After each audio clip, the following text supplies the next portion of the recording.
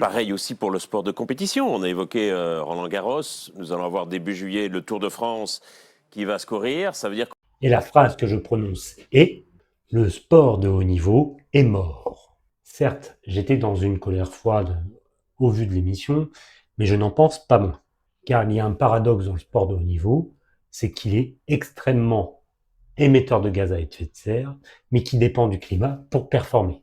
Car la performance est corrélée au niveau de la température, c'est sport dépendant certes, mais c'est dépendant de la température de pratique. Or, si la température augmente, alors il y aura une baisse de performance. S'il y a baisse de performance, il y aura probablement une diminution des investissements, c'est-à-dire de l'argent présent. Et donc, a fortiori, on aura une baisse de performance par ce manque d'investissement. Mais le sport de haut niveau fait qu'on doit se confronter au meilleur pour savoir comment performer et créer les conditions de performance. Donc, on a un problème de modèle à la fois économique, écologique et sociétal vis-à-vis de tout ça.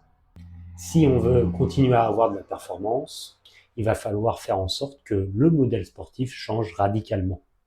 En réalité, les sportifs de haut niveau, voire de très haut niveau, sont probablement dans le top 10% des plus grands émetteurs à gaz à effet de serre d'un point de vue individuel, voire 5%.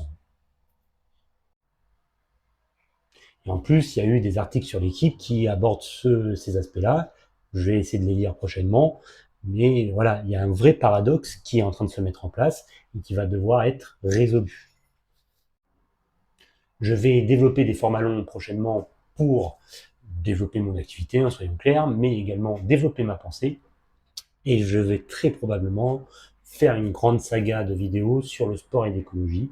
Et je vais aborder ça de manière un peu plus étayée et lourde dans un prochain temps. Je suis Dumortier Benjamin, préparateur physique, coach sportif et formateur. N'hésitez pas à dire ce que vous pensez en commentaire du sport de haut niveau et de l'impact sur le changement climatique et l'augmentation des températures.